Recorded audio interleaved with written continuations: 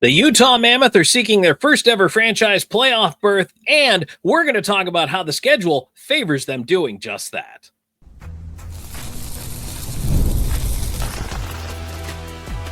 You are Locked On Mammoth, your daily podcast on the Utah Mammoth, part of the Locked On Podcast Network, your team every day. Hello, everyone, and welcome in to Locked On Mammoth. I'm veteran NHL voice Tom Callahan, joined as always by longtime team analyst Robyn Leaño. We are the dynamic duo that brings you Locked On Mammoth. Thanks for making us your first listen each and every single day when it comes to the Utah Mammoth hockey team. Breaking down the schedule today, talking about how it actually favors the Mammoth to earn their first playoff berth in franchise history. Before we talk about that, I need to tell you the episode's brought to you by Monarch Money. Take control of your finances with Monarch Money. Use code LOCKEDONNHL at monarchmoney.com for 50% off your first year. Robyn, welcome back. Stay tuned, everybody. We're going to talk about Robyn's hockey tournament weekend and let you know how everything went and whether or not someone may or may not have come home with a first place medal, a championship win. But it's good to have you back, Robyn. Oh, it's good to be back. I feel refreshed too, getting some time away from everything really, but also doing what I love. I'm sure the weather was probably a little bit kinder in Portland, perhaps. Oh yeah. Yeah. It was beautiful. Good for you. We're glad to have you back. We're looking forward to breaking down the schedule here today. And again, we will tell you. So if you're interested, please stay to the end. We'll talk about how Robyn did in her tournament. But you know what's interesting, Robyn? I'm kind of starting to put the playoff pressure on the Mammoth. And I think some other folks are starting to. There wasn't pressure on them last year, but man, it was odd the way everybody jumped on the bandwagon for Utah last season and predicted them to make the playoffs. And you and I actually were oddly the voices of reason. And this year, we're kind of the voices, well, at least I am, okay? I'm going to cop to it. I'm going to be the voice of pressure this year because I think it's time for that step forward. No, it really much is. And it's interesting. I feel like you and I are similar in the sense that we both have that same vision of this team making the playoffs, although I think the phrasing is going to be a little bit different among me versus you. Like you're talking about being that voice of pressure. For me, it's as everyone would love to refer to me as the voice of just pure optimism, right? I just see everything and I'm like, you know what? I love how this is going, and I think this is how I foresee. Yes, I can see that. You are the eternal optimist, and that's what I try to be. There were some moments in which I'm just like, It was tough in the early part of the season. We tried, but man, it was tough. There were days where you and I were, before we do a show here, we're going to take you back, folks.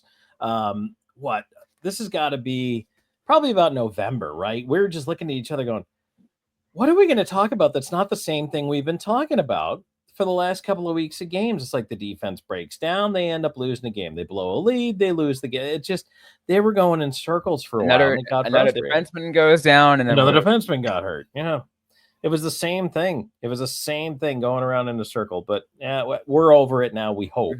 But yes, Robyn, even then, even in the fires of hockey hell, you stayed as positive as you could. And again, that's what I try to do. I try to look at the keep the optimism in life for everybody else, right? I feel like a bunch of hockey fans, we need an eternal optimist in the room. I agree, and you do a great job at that. All right, let's do a great job at breaking down this schedule here. Mammoth fans, I'm sure you've had a good chance to look at this. I've been breaking down schedules for teams for over 20 years.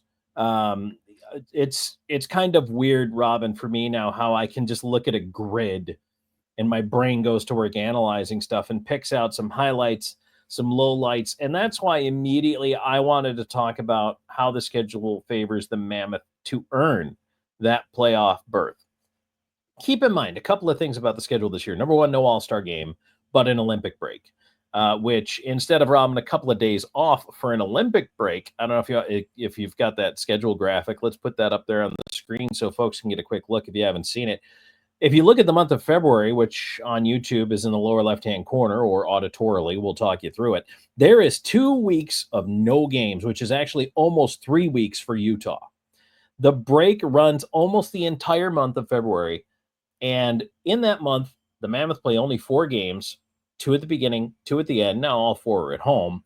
But Robyn, that is the kind of break that can absolutely rattle a team that is doing well, and you come back and you lose that momentum and that fire. But on the flip side, if you're not playing so well heading into that break, you're thankful for that chance to maybe heal up some injuries, get a mental reset, and for, most of the guys get a chance to step away. Utah will have some Olympians this year, no doubt about it. But for the most part, it's going to be 2 weeks of being able to rest and recoup. You're 100% right, Tom. And I'll even add to that, it can help fuel the age-old debate, rest versus rust. If you take that much time off, what's it going to be? It ends up being the latter if you do nothing. True. Absolutely nothing. That is true. And there is an embargo, on what the guys can and cannot do during that break. If you don't go to the Olympics, obviously, if you go to the Olympics, you're still playing. Yeah. But whether or not you can be in a team-led practice, now there will be some informal, what they call captains practices. No coaches on the ice, no Utah personnel anywhere, but guys will get together and skate formally or informally. But believe me, some of them are gonna, take a few days and head to Cancun. Or go fishing somewhere, or, whatever it is they like to do, or go visit family. They're going to take a break in that period. So, Robyn, it really will come down to that stretch run after that when they come back in February. So the March and April are critical. I do want to look at that, but I want to start with October because I love the way the schedule starts for this team in October. Even though they play the majority of their October games on the road, which is not the easiest thing, they have 7 on the road, 4 at home. I actually, speaking of 7-4, believe that's a realistic start for them in the month of October. They start with a 3-game trip, Colorado, Nashville, Chicago. Then they're home for 4, Calgary, San Jose, Boston, Colorado, and then end with 4 on the road, St. Louis, Minnesota, Winnipeg, Edmonton. Robyn, I think they can get through that stretch 7-4. And if they do, they're probably near the top of the Central Division. They're certainly in no worse than third place at 7-4 1 month into it. No, 100%. And two, Tom, you can pick out some of the games that are going to be just the tougher ones, right?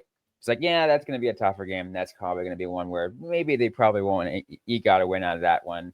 They won't get and they won't add to the momentum. I mean, we already know Colorado's a tough team.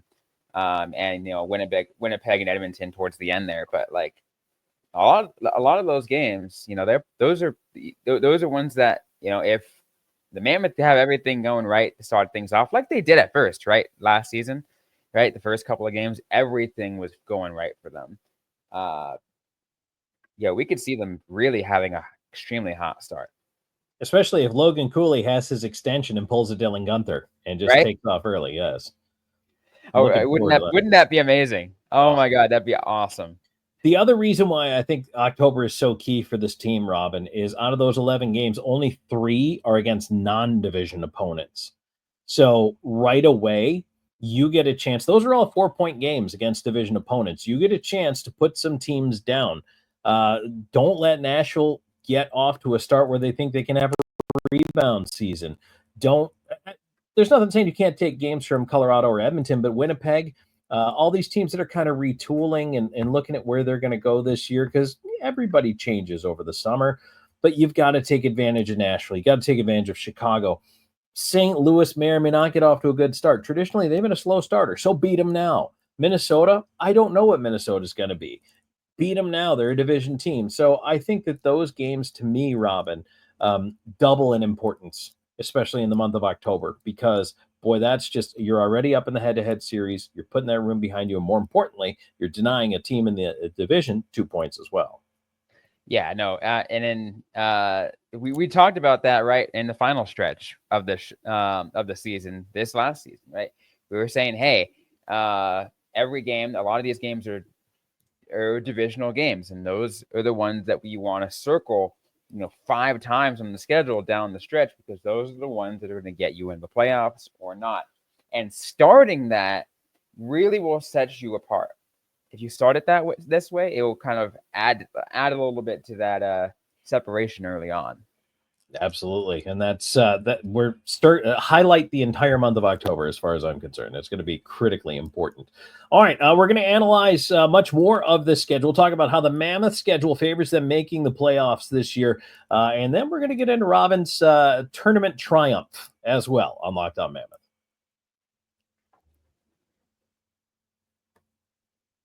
And today's episode is brought to you in part by Monarch Money. You ever wish managing your money felt easier? With Monarch Money, it can. Whether you're growing your savings or planning a big purchase, Monarch puts you in the driver's seat. It's like having your own personal CFO, giving you full visibility and control over your finances. Monarch Money is more than just a budgeting app. It's a complete financial command center. You can track all your accounts, your investments, and your spending in one place. So in addition to managing your money, you're also building wealth. And you know what? That's one of the things I love about it. Having everything in front of you in one app makes it easier to manage your money day to day, because you're not chasing your expenses. You're not missing things. I actually just kind of had a little go around and a to-do about, okay, which streaming services, who's paying for what, how are we doing this?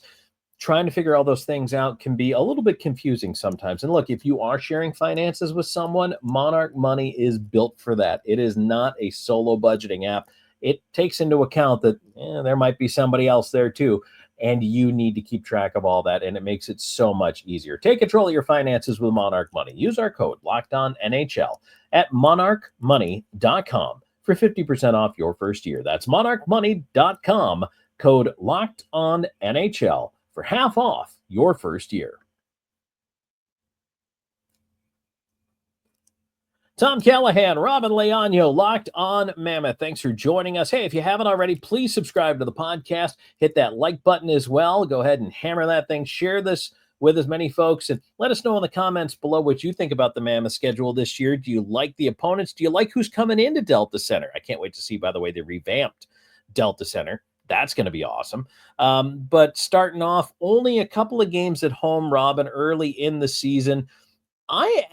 Here's another thing. Before we leave October, I do want to talk about this, because a lot of hockey people feel that when you get a couple of road trips in early, it really helps your team bonding, and it helps the team coalesce in the room, because there's no distractions at home. There's no got to pick up the kids from soccer or, friends and family wanting you to run around, do things, whatever. You're in the road, you're flying, you're in the hotel, and you have a chance to just get to know your teammates and forge that team bond a lot earlier in the season.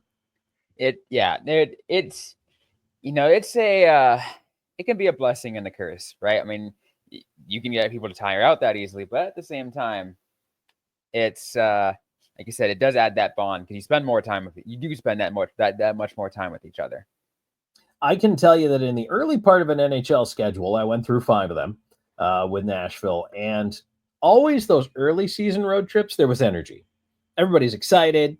You're getting on the plane, you're fired up, you grab your snack, you go sit down, and you hang out, and everybody does something a little different on the plane. But there was that energy and that vibe. Like, road trips don't start becoming a chore until like January or February. And this year you get a break in February, right about when you're going to get tired of it all. So I think that that's great that they do get a chance to get that on the road a little bit early on. So, Robyn, taking a look at the schedule again, I wanted to ask you your thoughts here, and we can even go up to the first half of the year. But what do you think of the way the schedule lays out for the Mammoth in the 2025 portion of things? I'm looking just like at some of the opponents that they've lined up. Obviously, they do have to play practically every single team. It depends on how many times they play once or whatever. I'm like my eyes kind of went directly to I'm just referring it to as just the Atlantic Division gauntlet. Essentially, they're going through the entire Atlantic Division in just, what is that, like 8 days? Yeah. Yep. That's incredible. Yeah, and that's the home and the road in November. I mean, starting November, you're at home to Tampa, then you travel Buffalo to Toronto, which is a back-to-back. There's 11 back-to-backs this year, which is quite a few. Montreal and Ottawa. So that's a Canadian trip plus Buffalo. Then you're back home to take on Buffalo again. So JJ Paterka sees his old team twice within 8 days. Then you got the Islanders at the end of all that. You're right. You sprinkle in the East pretty quickly, pretty early there in November. That is going to be a bit of a gauntlet. That's a lot of travel. It is a lot of travel, and that's something that could also still tie you out depending on what kind of player you are. But then immediately after that, it's going back on the road, going over the west coast of California, playing Anaheim and then San Jose, and then back home for Vegas, and then back on the road for New York. Back home in New York, New York, Vegas again, in Montreal, and then Dallas and St. Louis to end that November. That's gonna be one hell of a November. It really is. That's going to be a key month. And I mean, you get a chance to pick up some wins, but there's also some tough teams in there as well. That to me, so talking about October is where you're going to spend time. You're going to, get a chance to coalesce. And then you, of course, have the Buffalo/Canada trip. So 3 big trips early on, and a 3-game, a 4-game, and a 4-game. That is a lot of time on the road. I expect by the time they're in the middle of November, Robyn, this team should be firing on all cylinders. They should be good coming out of camp, but I think they will be a well-oiled machine by the middle of November. And that means heading into that stretch of December where they play a lot of games. And there's, again, a bunch of back-to-backs. There's 3 back-to-backs all on the road in November. There's 2 more back-to-backs in December, both on the road. Those can be difficult. But boy, I tell you what, I think by that point, that's where we're going to really see the Mammoth playing some of their best hockey. It will be. And I think to me, I've always had a massive circle around December and January, because I think that's kind of like, it's that dead center of the schedule that really will kind of tell me at what should be its quote best, what these teams is really supposed to look like. Absolutely. And you know what? You got Nate Schmidt will see Florida in there. And so that'll be fun. Get the reunion going. Looking forward to that game as well. That's going to be in the middle of December 10th. But Robyn, I want to talk about January, because the longest home stand of the season is in January, 7 games. And do you remember last year when there was that critical homestand, and unfortunately Utah did not pick up the points they really needed? Because if they could have done well on that homestand, by the end of it, they would have been in a playoff spot. It never materialized. Yes, it was a disappointment. But this year, the most critical stretch of this whole calendar starts on the 7th. And for 7 straight home games, you're going to see Ottawa, St. Louis, Columbus, Toronto, Dallas, Seattle, Philadelphia. If you don't come through that stretch 5-2, I'm going to be wildly disappointed. Yeah, no, I'm looking at it too, and I'm like, yeah, those are, and really, it's Toronto and Dallas, the ones. I think probably, I'm sure you're probably on the green. Those are the ones I'm a little bit more worried about, and then everyone else, like, yeah, I hope you beat those teams.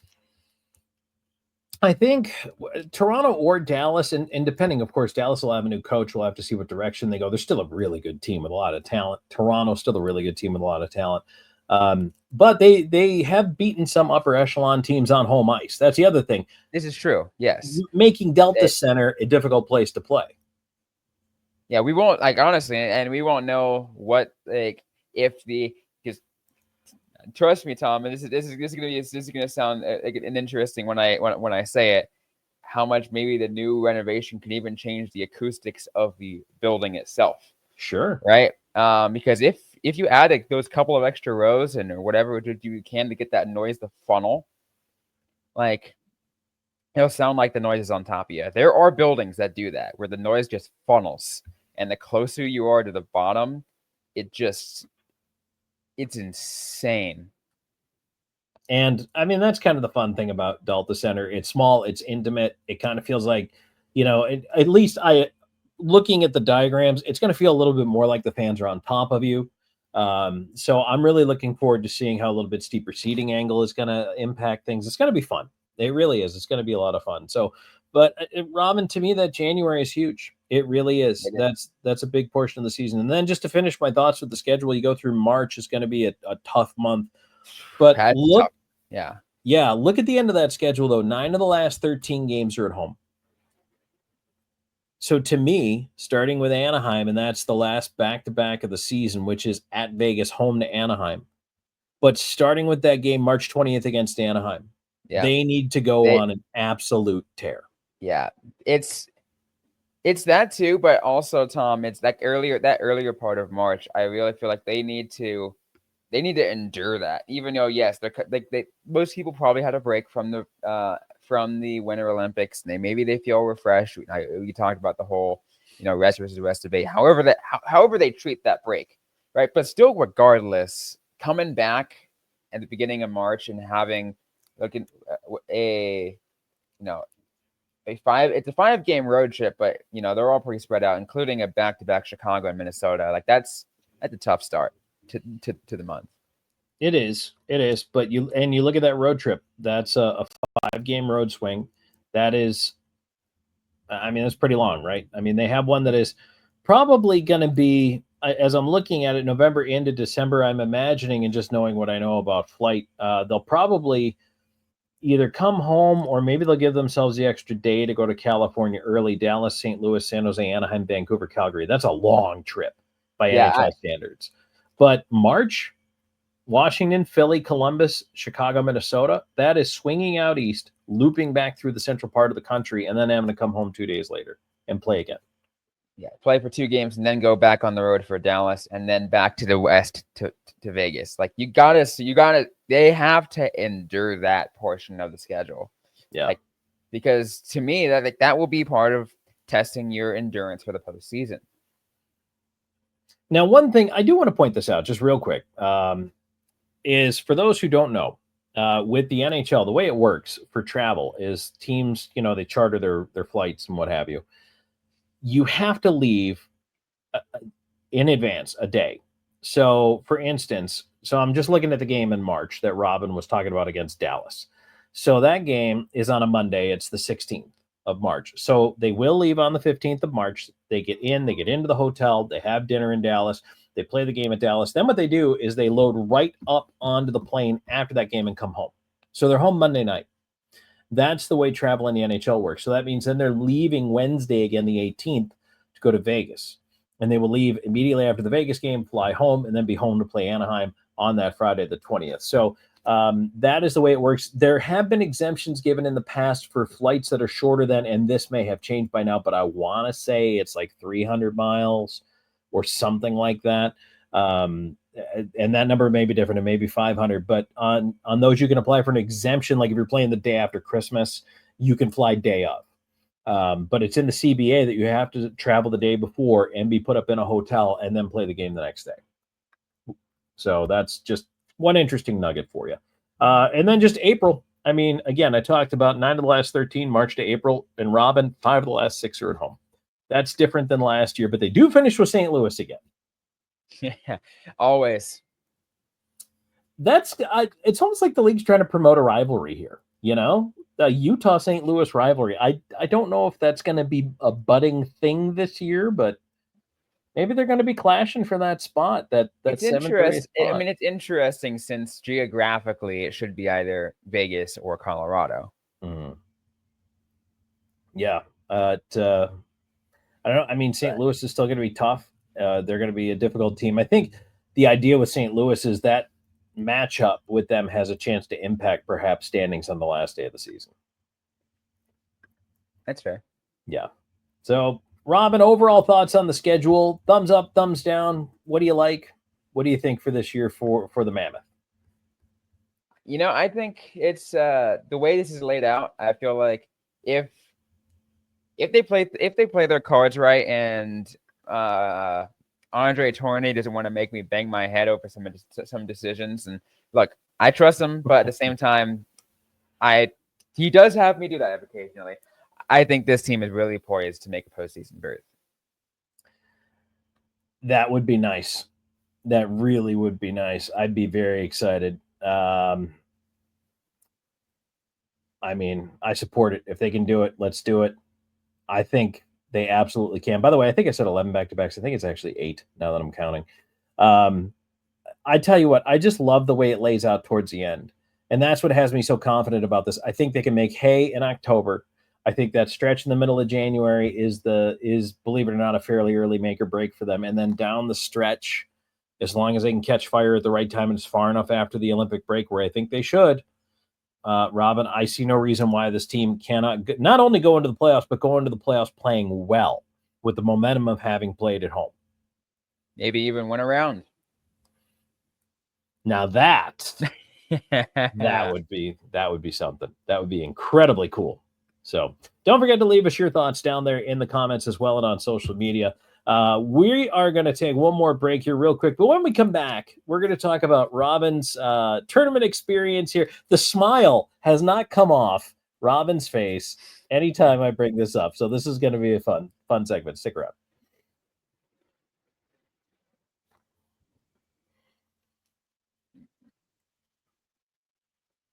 Tom Callahan, Robyn Leaño, Locked On Mammoth. Thanks for sticking around with us, everybody. Hey, interact with the show. Leave us some comments, throw a like on there, share it with your friends, share the link that's here.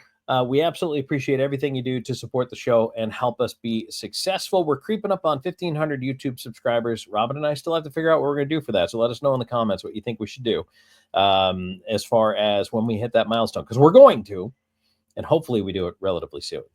Robyn, you had an amazing weekend and on and off the ice. So a lot of cool things happened to you. I'm just going to let you take it away. Tell us about your weekend experience. Yeah, I mean, a lot of you guys knew, last week, as that I was headed to Portland for a tournament called the Dirty Birds tournament. And once again, that's Portland, Oregon, not Portland, Maine. It was good. It was a tournament of, like, I think so many different teams, 4 different divisions. My division, which was called lower intermediate, we had 6 teams, teams from all around the West, really, were in this, Tom. Pretty awesome. There was the Utah Howl, who we all had Kelly. We had Kelly Queel on this show just last week to talk about the Utah Howl. Kind of also teased the tournament a little bit in there too. The Seattle Women's Hockey Club, the Portland Dirty Birds, the actual host of the tournament, a team out of the Bay Area from the NCWHL, a team from Vegas, as well as the team I represented, Team Trans, which is just an international collective of transgender hockey players. But it was a great time. We ended up winning the championship in our division. It went down to the wire too. Like, we almost didn't make the championship by by 1 goal, and then we win in a shootout. So it was intense, Tom. It was a tough battle. One of the hardest battles that I've been a part of in hockey, and but also fun and very rewarding. Robyn, so take us inside the head-to-head, you versus Kelly, the smack talk that had been ongoing, which was actually very, very gentle and good-natured. But I mean, that head-to-head matchup, that was pretty big, right? Oh, no, it was actually pretty funny, Tom. To me, again, we were all doing it in good nature. We're all having fun. But at the time, so we played Utah third, right? So the Team Trans played Utah third. So our final game before the championship games were decided. And at that time, we were 0-1-1. So we had not won a game. We tied a game. We tied to the team base from Vegas, and we lost to Seattle. And I was looking at the team. It's like, hey guys, so we have Utah next. Like, and not if it is anything, but we absolutely need to beat Utah. It's an absolute must if we want to get in the championship. And I even did tournament math, and I'm like, it has to be by this much too, and it has to do this, and it was a thing. But I got the team. I think I helped get that team motivated a little bit. Ended up winning that game 4-1. But shout out to Utah, though. By the way, I want to say they are, like, now that playing against them, they are an amazing group of people. Very friendly. Had a good time. They play hard too. They're like they play a part, and their goal is to have fun. And to me, Tom, I so appreciate that. Yes, absolutely. I mean, look, A, hockey is for everyone, and B, it's not about getting screamed at or yelled at or any of that. It's about going out there, having a good time, Yeah. getting some exercise, and doing something that everybody likes to do. If you're all there, you're all hockey players. Yeah. I will say in that game specifically, that's in the game against Utah, I probably had my best game. No motivation there whatsoever. No, even though I did get an assist against Vegas, but no points against Utah. But I had a breakaway opportunity, actually 2 breakaway opportunities, I think, as well as several like crease battles where I'm like, I probably put on a solid like 5 or 6 shots in each of those battles. Like I'm just like rebound. Like I wanted it so bad. I had a coach way back when I was first starting out in minor league hockey. One of the things he used to tell all of his guys when they were unable to put the chances away, he's like, "Hey, less Swedish, more Finnish." Like, I was like that. That always stuck with me. Robyn, you also had a pretty fun experience. There was a little bit of a surprise in there for you. Tell us about it. Oh yeah, no, it's great. So after we played Utah, after Team Trans played Utah, we're still on the ice. We took a picture together, like both teams. And as we're getting ready, breaking off from the picture, Kelly comes up to me and says, "Hey, I have a gift for you." I follow her to the bench, and there's a little ceremony. Like they're all everyone else is all watching here at this moment. And she goes and says, "On behalf of Utah, we would like to present you with your very own Robyn Sparkles Utah Howl jersey." So I now am the owner of a Utah Howl jersey, which, by the way, will now be going on my wall back here. Just to show the love to local hockey in Utah. So shout outs to Utah for the gift here. And again, it's absolutely amazing. By the way, these jerseys, like again, I'm going to show it again because it is absolutely amazing. Just amazing design all together. Yeah, they look absolutely fantastic. And if you missed our Growing the Game podcast with Kelly Quill, feel free to go back and watch that. She talks about the Howl. She talks about the alpacas, and absolutely fantastic episode, and previewed this tournament interaction a little bit. But so at the end of the day, I mean, Robyn, I'm glad you had a great time out there. That's why we do it. No matter from the littlest kids out there playing to the oldest adults. I mean, this is what it's all about. Oh, I mean, hey, I'll even add a little bit of extra for you. One of our teammates' kids, apparently, I became one of my biggest fans. Oh. Like, I'm going to the locker room, and my teammate goes like Sparkles, like he's looking for you. He said he wanted to look for he wanted to go talk to Sparkles, and I'm like, what? I have a fan. Did you sign an autograph? You didn't ask, but you didn't give me one. I didn't have anything to sign, but no, it was so cute. He was being such a cute kid about it too. But that's adorable. Absolutely adorable. Look at that. You're making fans, not just friends. Right. That's fantastic. Well, maybe that's what we'll do for our 1500th. We'll give away autographed Robyn Sparkles, 8 glossy 8x10s or something. I don't know. There we go. Yeah, that'll be fun. So, Robyn, anything you want to add to cap off this episode? No, again, just glad to be back. And I feel like my vacation time should be done unless anything else comes up. So I'm gonna get ready for the month of August, and as well as just gonna be a incredibly tough, next next season. It's gonna be a battle, but it's gonna be a good one, an exciting one. Yeah, it is. It's going to be an awful lot of fun. We've got some crossover episodes coming up. We've got some interviews coming up. Want to mention our next show is going to be a crossover that I did with Colorado. So that one's going to drop on Wednesday morning. Keep an eye out for that one as well. And then we are into the month of August. And believe it or not, we're counting it down. Training camp is going to be, 2 months away? We're almost there. So that's crazy. Yeah, it's going to be here before you know it. So thanks for joining us, everybody. We appreciate it very much. And again, like, follow, and subscribe the show here on YouTube or everywhere you get your podcast. Robyn, where can they find us on social? You can find us everywhere on social, primarily mostly active over on Twitter / now apparently called X at Locked On Mammoth. That's at Locked On Mammoth. You can find me personally at Robyn with a Y _LEANO. Mostly active over on Twitter. You can find me on Blue Sky at Tom Talks and on Twitter at Callahan on Air. Thanks for joining us, everybody. For Robyn, I'm Tom. We'll talk to you next time on Locked On Mammoth.